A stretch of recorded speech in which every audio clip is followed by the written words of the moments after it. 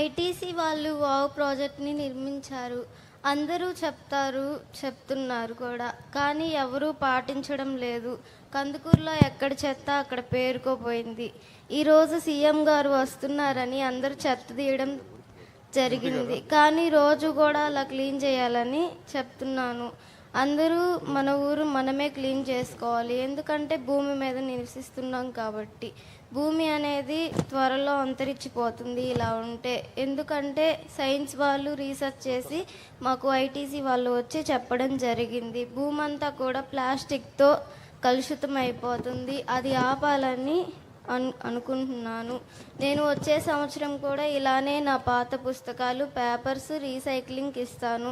మీరు కూడా ఇక్కడ ఉన్న వాళ్ళందరూ పుస్తకాలు మరియు ప్లాస్టిక్ రీసైక్లింగ్ చేయడం వల్ల భూమి అంతా కూడా ప్లాస్టిక్తో కలుషితం అవ్వకుండా జరుగుతుంది. అలాగే మనల్ని మనమే కాపాడుకోవాలి.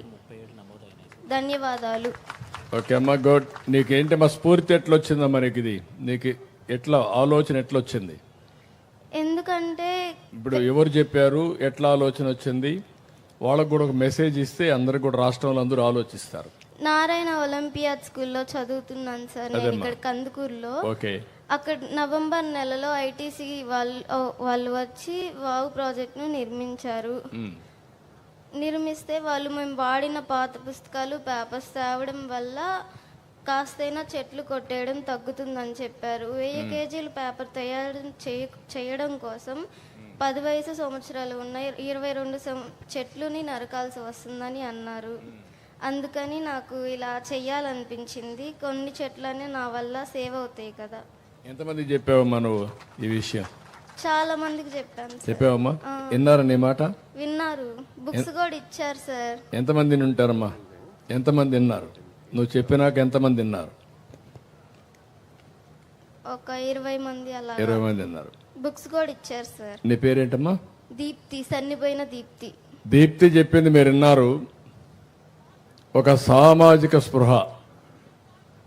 ఏదైతే పుస్తకాలు తయారు చేయాలంటే కాగిత పరిశ్రమ నుంచి వస్తాయి.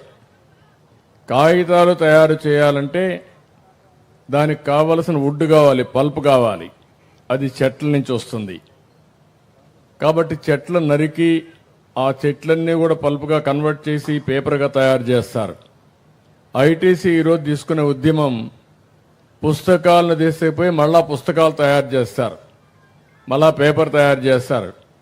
దానివల్ల ఈరోజు చాలా వరకు చెట్లు నరికే పని పోతుంది. భవిష్యత్తులో మనం అందరం ఆక్సిజన్ కావాలి. చెట్లు ఆక్సిజన్ పీల్చుకుంటే, కార్బన్ డైఆక్సైడ్ పీల్చుకుంటే ఆక్సిజన్ వదిలిపెడతాయి.